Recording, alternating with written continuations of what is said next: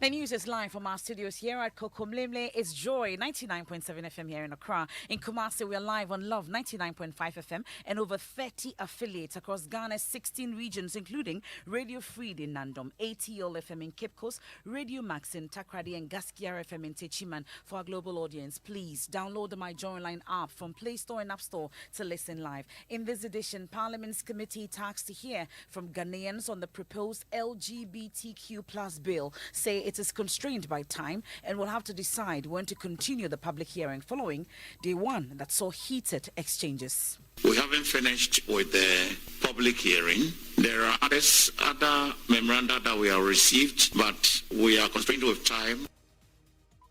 We have the very latest. Also ahead of the Christmas festivities, the Ghana Health Service is urging Ghanaians to vaccinate as the service expects more tourists into the country. During Christmas, when the traffic improves, when we are getting visitors coming from places where the pandemic is ravaging, like in Europe, we will be safer. Also, government prepares ambitious recovery program for the tourism sector with budget allocations projected to increase by more than 20% in the 2022 budget. Launch something called December NGH, which is also part of the Beyond the Return. It is mainly to throw lights on what is going to happen this Christmas. Today, our build-up focuses on an industry heavily impacted by the COVID-19 pandemic, and some eminent Ghanaians from the Volta region mobilized more support for persons affected by tidal waves that devastated communities along the coastline of their home region. We're moving two articulator full of mattresses, of pillows, of mosquito nets, and so at least 1,500 mosquito nets will be sent there. We have more on that, plus hear from some young men who are using music to address the perennial problem in sports. With 3 points separating South Africa and Ghana in Group G, the final match of the qualifiers will determine who makes it to the final phase of the competition. What does this mean to Milovan Rajvac? We have details in 20 minutes. And later. Let us pray for Flight Lieutenant Jerry John Rawlings. The journey of combating corruption has been a complex journey for Ghana, but while you lived, you never stopped championing that cause. Fond memories at memorial service in honor of former President Jerry John Rawlings, where dignitaries say he will forever be remembered. We have that and more in this edition of the Midday News with me, Emefa Apau.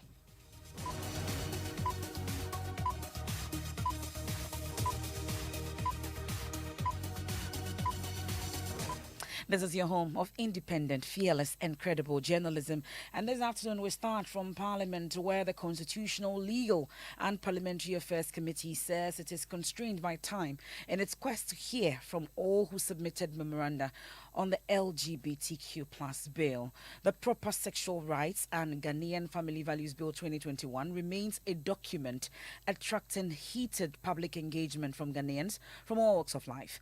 The committee yesterday spent hours hearing from various groups, and of course it was without drama. It turned heated at a point with threats from members to drag CDD Ghana Executive Director Professor H. Kwesi Prempeh to the Privileges Committee. Sometimes I wonder if the Parliament of Ghana is supposed to make law for Ghana or supposed to make law for some other place. This is the road down to totalitarianism. This is a very dangerous road. Populism driving the road to totalitarianism is going to turn this place into a vigilante society. The gentleman who just left here, who works with CDD, has made allusions, blasphemous, and insulting words on members of parliament. And you're telling this to members of parliament. Honorable Bedra also took exception to a comment he made when he said at the time, "You're not our original source." He denied it. And when he denied it, Honorable Bedra made the point that he would request for the tape, listen to the tape, and if HPC Prempeh lied to the committee, he would drive him before the Privileges Committee. If you're saying that your sexual preference is dictated by your environment or your social circumstances or whatever, it cuts both ways. Yes, nobody's disputing that. Yes, so there is no gauging. There is no straight gene. That's what you're saying in effect. Yes, insertion. Thank you. No, but why are you fighting me? I mean, I just made a simple answer. I don't understand the position. I'm just answering the question. With all due respect, I am not fighting you. No, I don't like the posture. I mean, I don't understand why it's as if I said A, you said B. As far as African civilization is concerned, this is the way to go. I'm surprised she's squeezing her face. This is the way I speak, madam. So some of the heated exchanges yesterday at the Parliamentary Committee of Legal Affairs and Constitutional Affairs there yesterday during that public hearing. And we are told that's a development today. And let's take you live to Parliament, and correspondent Kwesi Parker-Wilson is there for us. He joins us on the line. Kwesi, so what's the situation today, public hearing or not? Right, so MFA, the committee is not sitting today, and we do understand that their roadmap, they are expected to sit only on Tuesday and Thursday. So yesterday, at the end of the session, after listening to about 7 individuals who made their argument for and against the bill, chairman of the committee, that's Honorable Ayimedu NT, indicated to us that the committee would now proceed to suspend the session for some few days and probably return, hopefully on Tuesday, to continue with its public hearing. We are extremely grateful that you found time to come and share the knowledge you have with us. We appreciate every bit of it that you have given us. We haven't finished with the public hearing. There are other memoranda that we have received, but we are constrained with time and we cannot predict what time we have to meet and continue. I think the Secretariat will work on that for us. And I'm sure there have been reactions to this development from Parliament, issues about time constraints being raised. But if I just a quick one, the majority gets on the press conference at the chair that way, and then they are blaming the situation on activity of stand winning. After your market just addressed the media and provided some pictorial evidence. Now, what is happening here is that the Rocks in North Africa and after your market are struggling over a picture. After your market provided to suggest that there is illegal activities of stand winning going on at the Keka coastal area. Afro Market wants to snatch the picture evidence from what we noticed at MFO, and that has been a bit of a challenge. And the noise you hear in the background is the two MPs engaged in that kind of struggle. Let me just engage Afro Market, the majority leader, quickly. Honorable, you are just blaming the people for what has happened to them. I've never said that. I've never said that. Don't misquote me. Don't misquote me. I am saying that this is a national crisis. We should look at it collectively. Right. However, there are human activities happening there that collectively as political actors, we should stop them. Sun winning is going on there and it is making the situation worse. So why don't the political actors, all other stakeholders get together and equally stop people from doing sun winning activities? That is all. Please don't miss. Excuse me, Parker, pay attention to my words. I'm saying that it is a national crisis. Right. Let us solve it together. I am from that area too. Let us solve it together. Don't misquote me and don't do a spin on my statement. We have communicated with them. We are saying that NATO release cannot be enough. Right. What we need are policy measures to address the situation. Government has successfully completed the Blekusu project, which is the phase 1, which was the initiative of the previous government. The minister has assured us that phase 2 will also commence. That notwithstanding, we have human activity going on now in that enclave, which human activity is worsening the situation. And making the people vulnerable. Making them vulnerable. So let all of us together encourage them to stop that human activity. We have provided research findings which clearly point to the fact that some sun-winning activities are affecting the people. We say that they should do the right thing by encouraging people to stop it. Right. Check fourth estate. Check other research findings. We've given all of it to you. So it is not about being insensitive to what? Somebody is suffering and you are insensitive. No. We are not doing blame game. We are saying that on the fact, certain things are happening, making the situation worse. Can we proactively take steps to address it so that the people do not become more vulnerable? That is the point. Thank you. But what about, sorry, was there a misunderstanding between you and residents? What happened? Well, she just walked away, failing to respond to the understanding between him and Roxy Nelson, the senator. And so that has been the situation here, right at the 4-year parliament, where the majority caucus addressed that on the recent happenings with regards to the tidal waves in the Volta region. That's my colleague, Kwesi Parker-Wilson, parliamentary correspondent. They're taking us straight to the Volta region. We know that up to 400 homes have been destroyed as a result of the devastation. 4,000 residents also displaced in the process. 15 communities affected by these tidal waves. And some eminent Ghanaians from the Volta region are mobilizing more support and relief items for persons affected by that devastation in these communities. One of them, who is the head of marketing and communications at Stanbic Bank Ghana, Mauko Afajinu, says corporate Ghana and some Ghanaians have already responded positively. Corporates would have a responsibility, and in times like this, we are a very important part of the social support network. And so that is what we got activated and spoke to a number of like-minded companies who then decided that, look, there's something which needed to be supported and supported immediately. And what I can tell Maxwell is that as a direct result of this effort, God willing, by Sunday, we're moving to articulator full of mattresses, of pillows, of mosquito nets, and so at least 1,500 mosquito nets will be sent there. And it's possible because the likes of EcoBank, the likes of MTN, Stanbic Bank have all come to the party, FNB. And not only that, I mean, I think that the response of corporate Ghana has been fantastic, particularly the Ghana Association of Bankers, and they are looking at doing something very remarkable. So every aspect of the economy in that area has been affected. We know that education is the hardest hit at this point. And the Chief Executive Officer of the Ghana Chamber of Telecommunications, Ken Ashigbe, who also hails from the region, is appealing to the West African Examinations Council to consider the plight of these students in the affected areas as they prepare to write their final exams on Monday. My only plea to WAEC is that they need to work. They are the professionals. Work and find a way in which they can support these children who are so traumatized, who currently do not have, even a place to lay their head, and ask them to then go and write these exams come next week. That's also another concern, beyond the urgent relief and the urgent assistance that we need everybody to come on board to provide for these people. Well, that's Kenneth Ashigbe there. He's the Chief Executive Officer of the Ghana Chamber of Telecommunications. Together with other sons and daughters of the Volta region, they've come together to alleviate the plight of these residents who have been affected. You can also support with your widow's mite. Well, in case you've missed events in Keta and the surrounding communities since the tidal wave struck, here's what we captured.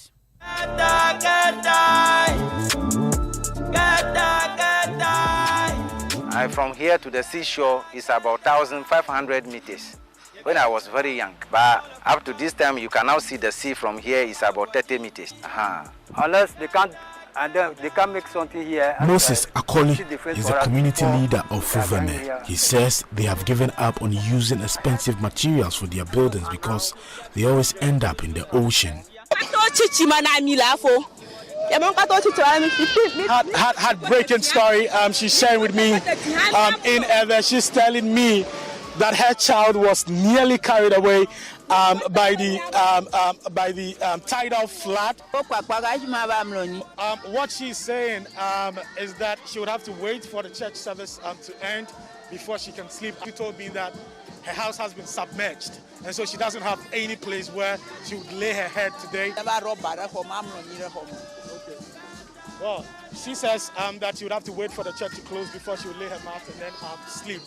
Some have mosquito nets and some don't. So they have to patch with the others. And after that, after the church, they will bring it, they have hide them. So some are in the church, so after the church, they will bring it them out. This is what I wear in the morning since yesterday. My things are in the water. I can't change anything. The distance between the sea is very far. By this time, the sea is closer to us.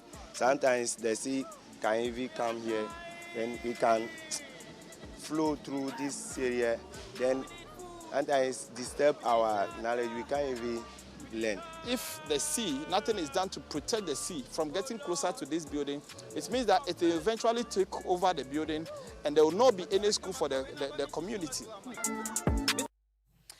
Events as captured by my colleague Maxo Agbagba from the 15 communities that have been hit by these tidal waves. We know that as a result, a ban on sun winning has been declared and uprooting of mangroves as well. Well, we've been in the Keta municipality and 2 other affected districts throughout the week, bringing you stories about the destruction and the plea of support. It's a Friday, and Maxo Agbagba puts the spotlight on the young men using music to address the devastation of their communities by perennial tidal waves.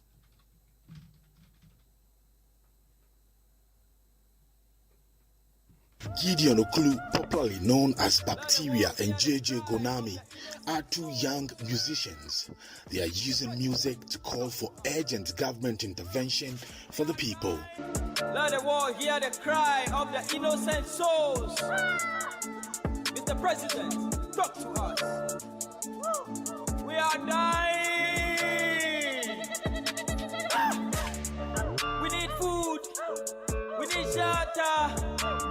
Most people listen to music that they do listen to news. This is a song talking about the everyday happenings and the measures to take to cover them. So I think they are going to pay much attention than it's been elsewhere. Yeah, because, you know, music is life. So.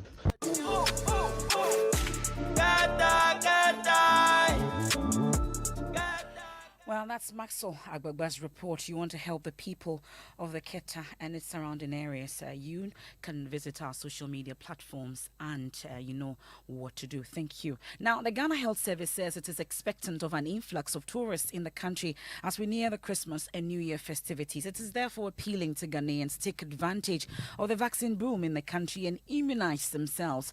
According to the service, Christmas is a time that attracts many foreigners, some of whom may be from countries where the virus is rife, and therefore early vaccination will make the body more resistant to the novel coronavirus as they interact with these tourists.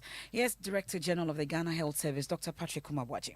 We are in a much safer environment. The numbers are down. Active cases are just about 1,200. What it means is that this is the best time to vaccinate. But this is also the time that we have a lot of vaccines. So I use this forum to plead that everybody must spend a little time and go for the vaccine, so that in the event that during Christmas, when the traffic improves, when we are getting visitors coming from places where the pandemic is ravaging, like in Europe, we will be safer. We will have our bodies will be more resistant to catching, and even if you catch it, you are able to manage it very well.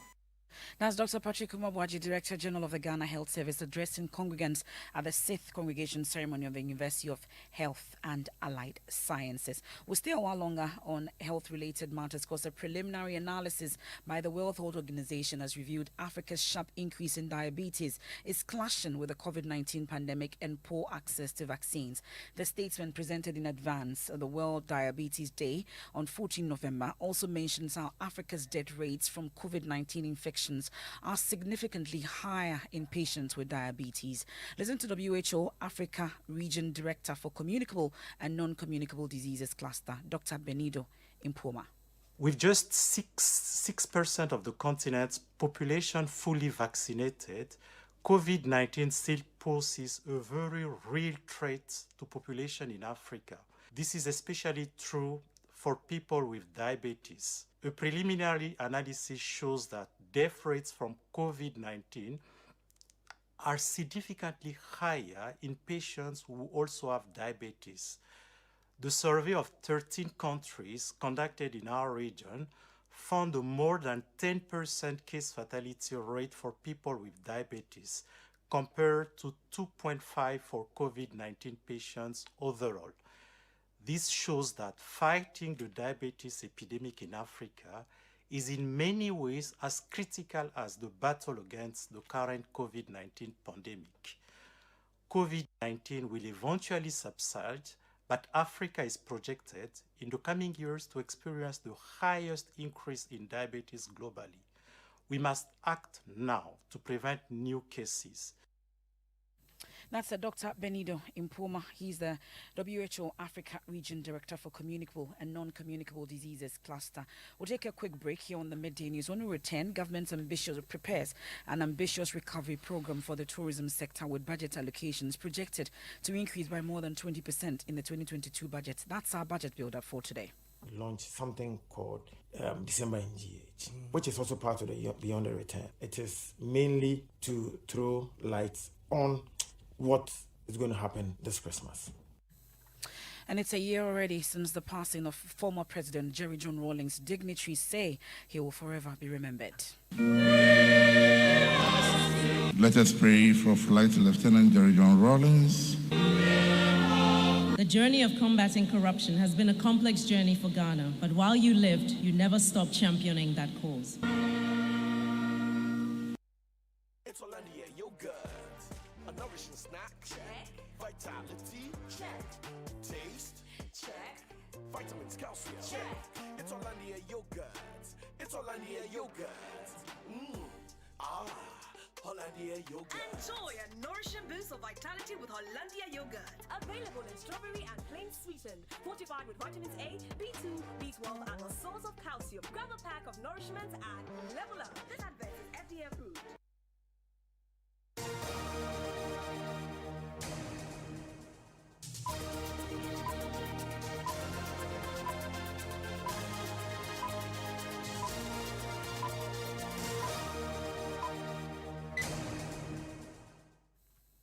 Many thanks for your company. Let's do sports now. Mufta, what do we have? Black Stars head coach Milovan Rajvac has described Ghana's last World Cup group stage qualifier against South Africa as a grand finale in a major competition. Definitely, everything will be decided in the last match, and this is what we expected, even from before. So last match will be like final match, deciding match who will go to the next round.